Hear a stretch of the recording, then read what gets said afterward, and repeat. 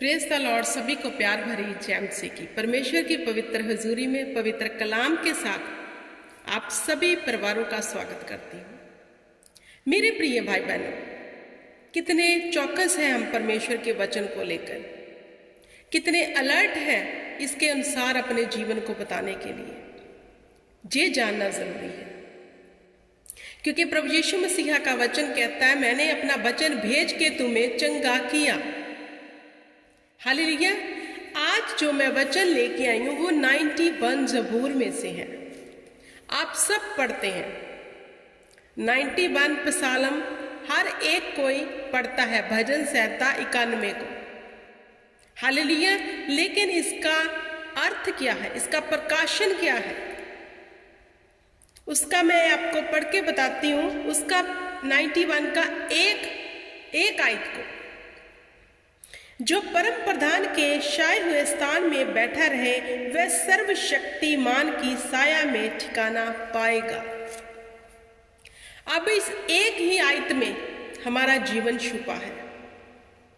बहुत लोग इसे पढ़ते हैं, मुंह जुबानी याद भी है, चलते फिरते इसे दोहराते भी हैं, लेकिन पहले ही इस वचन में यहोवा पिता ने कह दिया, जो परम प्रधान के छाए हुए स्थान में बैठा रहे वह सर्वशक्तिमान की साया में ठिकाना पाएगा।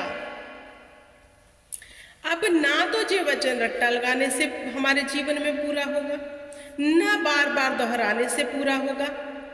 हालेलुया। कैसे पूरा होगा? जो परम प्रधान के ठहराए हुए स्थान, उसने हमारे लिए, आपके और मेरे लिए कौन सा स्थान ठहराया है, वो देखना है।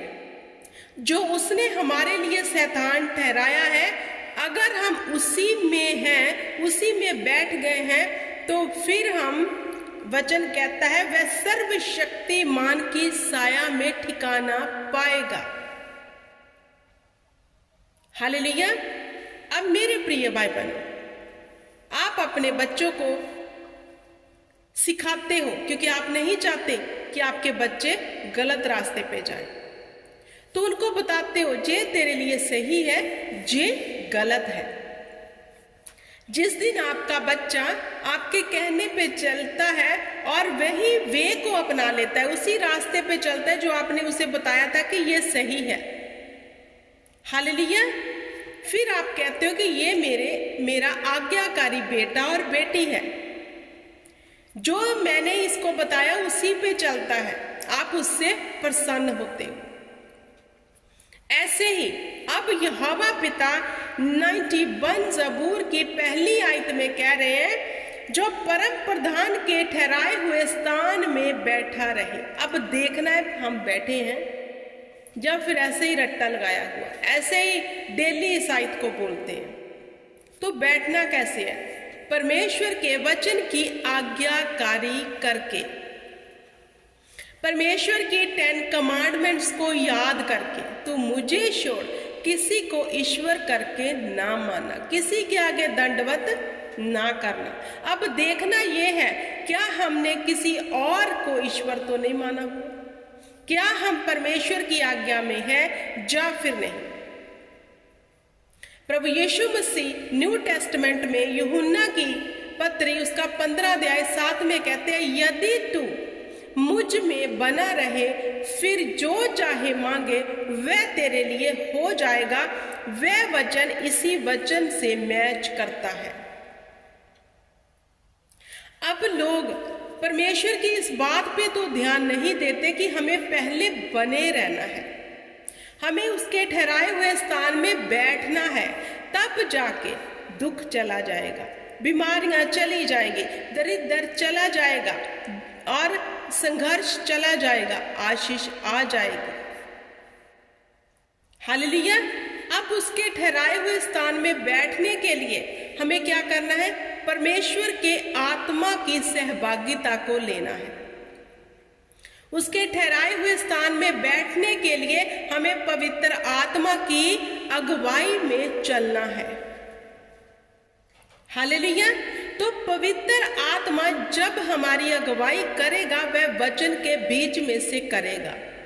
तो जब हम पवित्र आत्मा की अगुवाई में मेरे प्रिय भाई बहनों चलना शुरू हो गए, मतलब हम यहोवा के वचन पर चलना शुरू हो गए, फिर परमेश्वर जो स्वर्ग में है जब हमें देखेगा तो वह जानेगा कि ये इंसान, जे मेरा बेटा मेरी बेटी अब मेरे वचन के अनुसार मेरे ठहराए हुए स्थान में चल रहा है, बैठा हुआ है, ना जे दाएं जा रहा है ना जे बाएं, ना इधर ताक रहा है ना उधर, सीधे चल रहा है। फिर परमेश्वर कहता है अब तू सर्वशक्तिमान की साया में ठिकाना पाएगा। आपको पता है उसके छाया में ठिकाना पाने का मतलब क्या है मेरे प्रिय भाई बहनों? कोई विपत्ति, कोई दुख तेरे डेरे के निकट ना आएगा, कोई महामारी तुझे ना छू सकेगी, तुझे पहेलियों के जाल से वह फिर बचाएगा, वह तुम्हें दीर्घायु से तृप्त करेगा, तेरे निकट 1000 तेरी दाहिनी और 10,000 गिरेंगे, वह अपने स्वर्गदूतों को आपके लिए हुक्म देगा। कितने फायदे हैं उसके ठहराए हुए स्थान में बैठने के लिए। बस यही बात आज के मसीह लोगों को समझ नहीं आती, इसलिए वे कहाँ पड़े हैं? ले हैंड के चक्कर में। प्रार्थना कर दो। जे पवित्र शास्त्र हमें सिखाता है कि हमें क्या करना है, अगर हमें इसकी समझ रखनी है तो पवित्र आत्मा की अगुवाई में चलना जरूरी है, उसकी सहभागिता को मांगना जरूरी है। जिस दिन आप इस पे चलना शुरू कर दोगे, सच कहती हूँ, आप अपने लिए जब प्रार्थना करोगे स्वर्ग में सुनी जाएगी, आप अपनी ही प्रार्थना से डिलीवर हो जाओगे। हालेलुया। जो परम प्रधान के छाए हुए स्थान में बैठा रहे। अब मेरे प्रिय भाई बहनों, मुझे बताओ, क्या आप उसके स्थान में बैठना चाहते हो और आशीष को लेना चाहते हो? क्या आप चाहते हो कि आपके वंश बचाए जाएं? क्या आप चाहते हो कि आपकी पीढ़ियों का सुधार यहोवा कर दे? क्योंकि उसने कहा तू बच, तेरा घराना बचाया जाएगा। तू बच मतलब मुझे बचना है, मेरा घराना फिर बचाया जाएगा। कैसे बचना है? उसके ठहराए हुए, उसके बताए हुए स्थान में बैठना है। जैसे वह चाहता है वैसी चाल चलनी है, जैसे वह कहता है वैसे बनना है, क्योंकि उसने कहा मैं पवित्र हूं, तुम पवित्र बनो। प्रभु यीशु मसीह ने कहा मेरे जैसा स्वभाव तेरा स्वभाव होना चाहिए। तो उसका स्वभाव कैसा था? लोगों ने उसके मुंह पर थूका। उसने क्या, हे पिता इन्हें माफ कर, क्योंकि ये नहीं जानते ये क्या कर रहे हैं। हमें तो कोई कुछ बोल ही दे, हम 4 बातें जब तक सुना ना ले हम बैठते नहीं। और स्वर्ग और धरती के मालिक सर्वशक्तिमान प्रभुओं के प्रभु राजाओं के राजा के मुंह के ऊपर थूका गया, फिर भी वह उफ तक ना करी और फिर भी कहा हे पिता इन्हें माफ कर दे। अगर हम ऐसे हो गए हैं तो फिर हम सर्वशक्तिमान की साया में ठिकाना पाएंगे, नो डाउट है। मैं यहोवा के विषय कहूंगा, वह मेरा शरण स्थान और गढ़ है, वह मेरा परमेश्वर है, मैं उस पे भरोसा रखूंगा। फिर आप और हम क्या कहेंगे? गर्व से। फिर हमें गर्व होगा जब हम उसके ठहराए हुए स्थान में बैठे रहेंगे, फिर उसके वादे हमारे जीवन में पूरे होंगे। शेर को बच्चों की घटी पड़ेगी, लेकिन यहोवा के तालबों को किसी अच्छी वस्तु की घटी ना होगी। वह हमें हरी हरी चराओं पे चराएगा। ये वादा उसका पूरा होगा।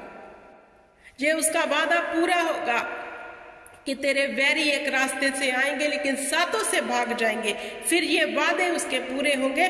फिर हम आनंदित होके यहोवा की उपासना करेंगे और कहेंगे मैं यहोवा के विषय कहूंगा, वह मेरा शरण स्थान और गढ़ है,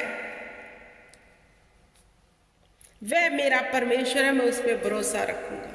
जब वादे पूरे होंगे, पहली कंडीशन हमें पूरी करनी है। वादे पूरे करने का यहोवा ने ठान लिया है। हालेलुया। क्योंकि उसने कहा मैं कोई इंसान नहीं जो झूठ बोलूं, ना आदम का जाया जो कहूं वह कर ना सकूं। सो जो मैं आंकता हूं वह मैं करता हूं, क्योंकि मैं यहोवा हूं। मेरे प्रिय भाई बहनों, ये वादे 91 ज़बूर के किसी मनुष्य के नहीं हैं, सर्वशक्तिमान परमेश्वर के हैं। और उसने ये भी कह दिया कि मैं कोई इंसान नहीं जो झूठ बोलूं, ना किसी आदम का जाया, ना आदम तो मैं जम्मे आया कि मैं झूठ बोला। कहता जो मैं कहता हूं मैं करदा आ। अगर हमें उससे ये काम लेने हैं तो हमें पहले उसके ठहराए हुए स्थान में बैठना होगा। बिना बैठे कुछ हासिल नहीं होगा, वेस्ट समा कर रहे हो आप। अगर जल्दी से अक्लमंद बन जाओ, सुधर जाओ, तो जल्दी से आशीषें ले लोगे, जल्दी से छुटकारा ले लोगे, जल्दी से आजादी ले लोगे। हालेलुया। इजी रास्ता है। क्या उसने हमें कुछ ऐसा करने को कहा है जो कठिन है? कुछ भी नहीं। उसने कहा तू मुझे छोड़ किसी को ईश्वर करके अब ना मानना, तू मेरी महिमा किसी दूसरे को अब ना देना, तू मुझे हर रोज सजदा करना, धन्यवाद की भेंट लेके हर रोज मेरे पास आना। हालेलुया। ये चाहता है खुदावन। और अपने आप को पवित्र करके रखना, पाप से बचा के रखना, सबसे अधिक अपने मन की चौकसी करना। ये बातें परमेश्वर चाहता है कि हम माने और इस पे चले और चौकसी से चले। हालेलुया। क्या ये कठिन है? ये तो हमारे ही लाभ के लिए है। ना तो हमें उल्टा लटकने को कहा है, ना हमें कुछ ऐसा हार्ड करने को कहा है। क्या हम सुधर नहीं सकते? वह हमें सुधारना चाहता है। जो लोग कहते हैं जब परमेश्वर सुधारेगा सुधर जाएंगे, कोई बात नहीं, परमेश्वर को पता ही है, उसे तो पता है। लेकिन क्या आप उसके लिए तैयार हैं? कहते हैं प्रार्थना में, खुदा मैं निकलना चाहता हूं, मुझे निकाल। क्योंकि खुदा ने कहा मैं तेरे मांगने से पहले जानता हूं तुम्हें क्या चाहिए, लेकिन फिर भी लिखा है मांगो तो दिया जाएगा। हालेलुया।